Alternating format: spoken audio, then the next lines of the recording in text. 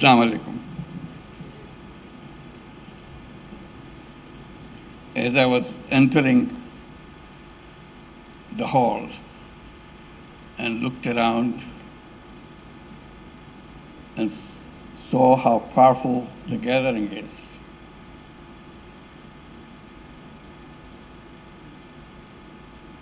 and then I looked at the sign there, the topic of the seminar.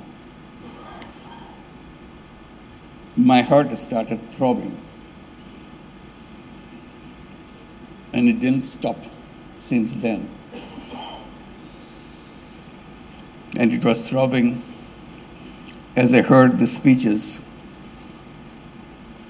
louder and louder, with expectations that we raise on three magic words: judiciary, independence, and efficiency. These three words define the foundation of the society. And July uprising gave us the opportunity to build that civilization. And this is where we are, defining each step of that foundation. And I said my heart was throbbing, and it throbbed louder and louder. And it became loudest when I was listening to the Attorney General of Bangladesh, because he defined where we are coming from. And if you forget that, we will not understand what these three words mean. And today is a historic moment for all of us, because we are about to celebrate the anniversary of the uprising. It's almost a year now.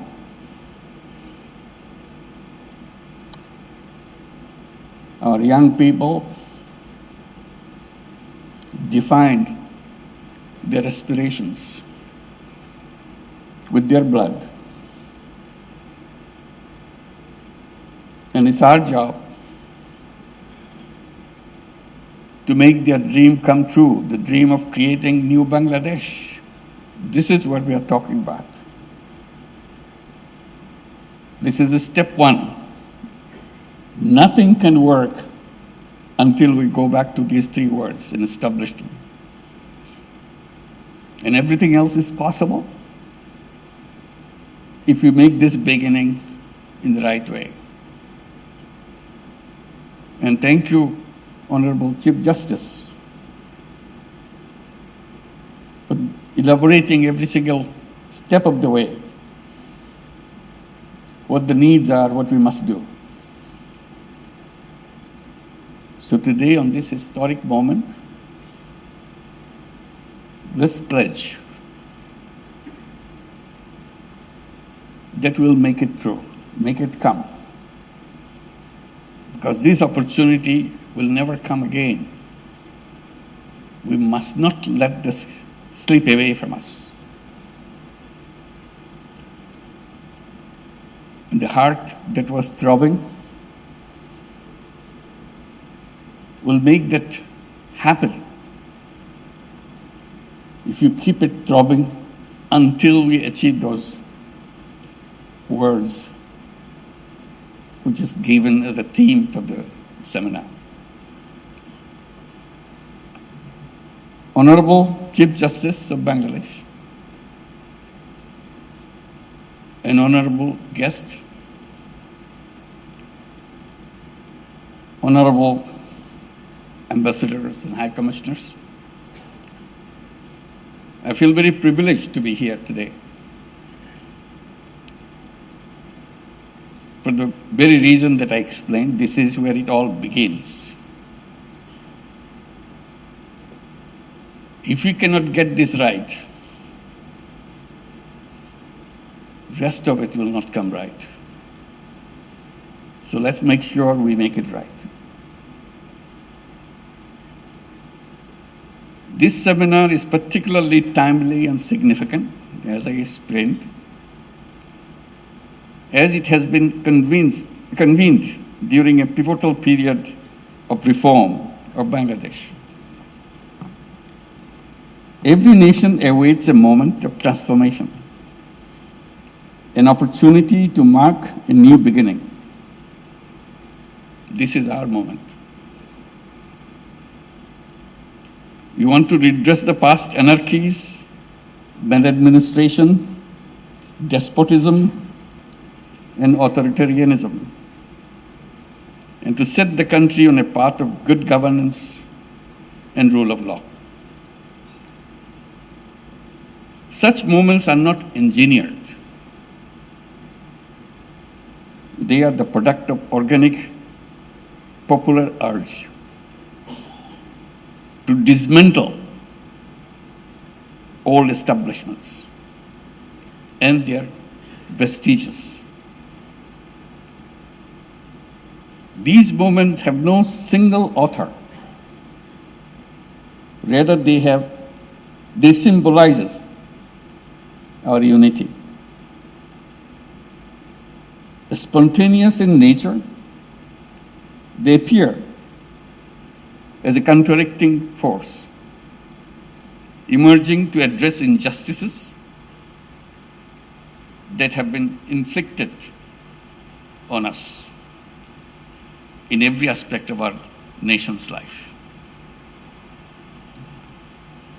These junctures does hold the key to a nation's future. In human history, such opportunities are rare. Indeed, for many nations, they are rather a singular moment. And for us, this moment probably will never come back to us if we miss it. It's not only we miss it, it also gives us the warning that it will never come back. Therefore, these are moments of truth,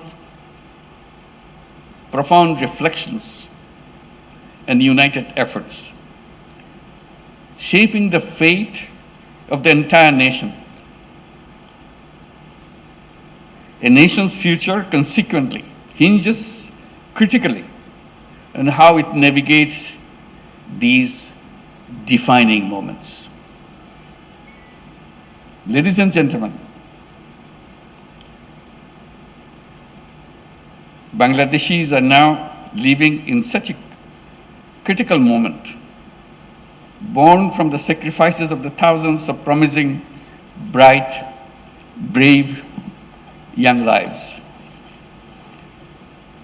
The July Revolution represents our nation's united stand against the injustices ingrained within our social, economic, and political fabric.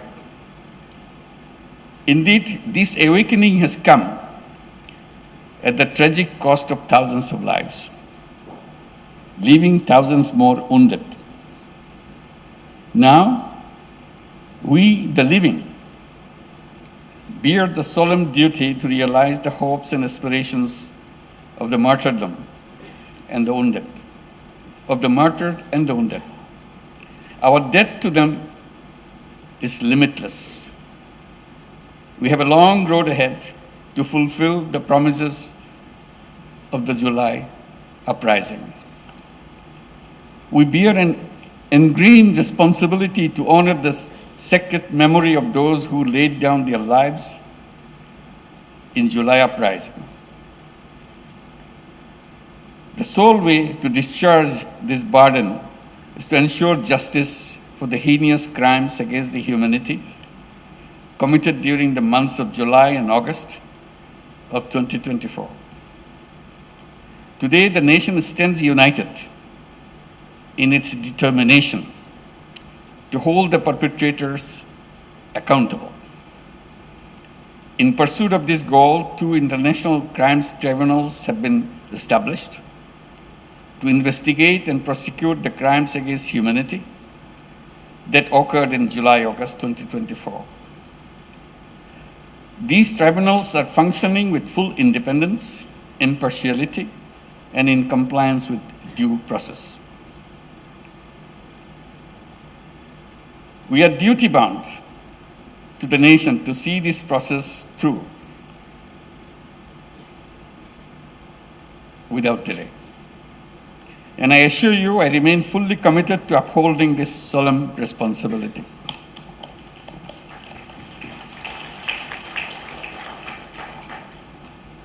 But we must keep in mind the July uprising was not merely about ousting a despotic regime. It was fueled by an intense desire to dismantle the deep-seated hegemonies and the biases that have persisted from the villages to the cities. Through the revolution, we aim to create a just society where liberty, equality, and dignity would guide all our actions. The uprising sought to break down the old order and rebuild the state so that no individual or party could ever become despotic or authoritarian. These hopes and aspirations now place upon us the daunting task of reimagining the state and redefining the boundaries of its key institutions. And today, we as stakeholders of this reform stand pledge-bound to do what we are owed. When we speak of reform, we are not talking about minor tweaks that will fall apart under the pressures of time and power. We speak of tasks left undone in the last 54 years since our independence. We speak of changes that will create a powerful democracy while ensuring that democratic aspirations do not twist into either authoritarian desires or populist yearnings.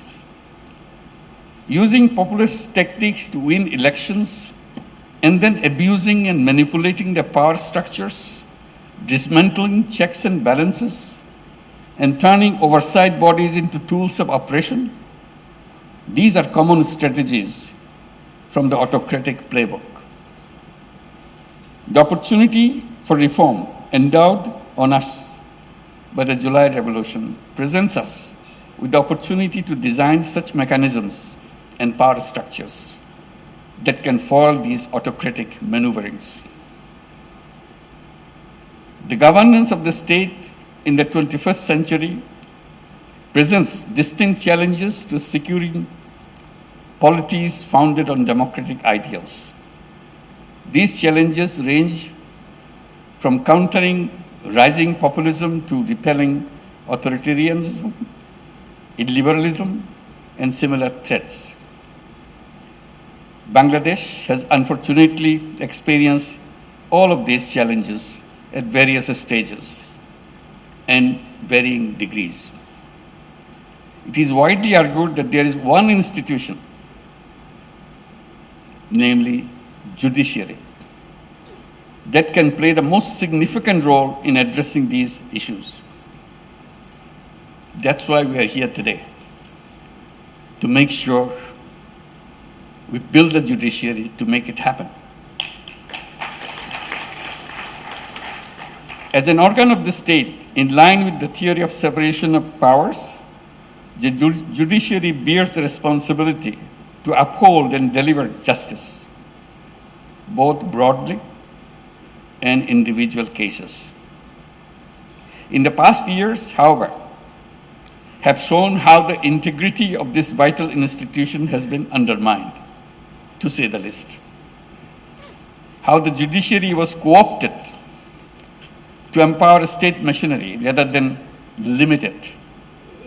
How it was used to circumvent checks and balances, and how it was weaponized to clamp down on dissent. All of these have led us to this particular moment today, necessitating reform so that the judiciary can reclaim its independence, efficiency, and a process initiated under the leadership of Honorable Chief Justice of Bangladesh and being undertaken by the Ministry of Law and Justice of the interim government.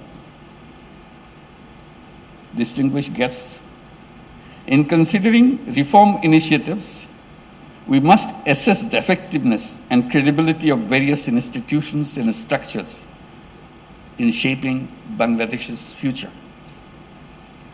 The judiciary is no exception. It is a concerted effort to bring about meaningful change. Judiciary Reform Commission has been formed and it submitted its report grounded in deep research into the country's unique circumstances. The report of Judiciary Reform Commission is complemented by the Honorable Chief Justice's own vision of judiciary, which he outlined in his September 21, 2024 address, proposing reforms structured for short, mid, and long-term implementation. It is a promising development that the Commission's findings and Chief Justice's proposals converge on many key points, reflecting a shared commitment to their common objectives. The proposed reform cover a broad spectrum. Some focus on infrastructural upgradation and digital empowerment of courts and their staff. Others aim at enhanced judicial efficiency more generally. In advancing these reforms, the Supreme Court of Bangladesh has played a key role in drafting legislation for appointing judges to the apex court. The new tiered mechanism makes the appointment process transparent, accessible, and more reliable in selecting the best candidates. This is a milestone in freeing the higher judiciary from political influence by ensuring purely merit-based appointments. In order to safeguard the district judiciary from executive and political dominance, steps have been taken to formulate rules for judicial transfers. The creation of a separate secretariat is a proposal that we cannot walk away from. A separate secretariat would grant the judiciary the structural autonomy to adjudicate without external pressure. It is also commendable that as part of the reforms, the Supreme Judicial Council has been made fully operational, ensuring judicial accountability and independence. I extend my heartfelt gratitude to the Honorable Chief Justice for leading these reforms. His initiative in visiting every division of Bangladesh to garner support and inculcate consensus has fostered a strong sense of ownership in the process in all judicial officers and other stakeholders. In this demanding work of reforming the judiciary, we have not been alone. I'm very deeply grateful for the generous support provided by the European Union, UK, UNDP, Sweden, and our partners across the international community. If fully implemented, these reforms will mark a new dawn for Bangladesh, fulfilling the aspirations for which so many have sacrificed. Let us not dwell on the past obstacles. Instead, let us move forward, act decisively, and realize the dreams of our martyrs by building a society of equality, dignity, and liberty. Ensuring an independent and efficient judiciary will significantly advance these pursuits. The judiciary's leadership in driving this reform is truly inspiring. We are deeply committed in achieving an efficient and independent judiciary, and we look forward to its effective realization. The fate of these crucial aspirations and initiatives depends entirely on our collective efforts. We must bear in mind that our actions during this significant period will echo through time, and we'll make it happen. Thank you very much.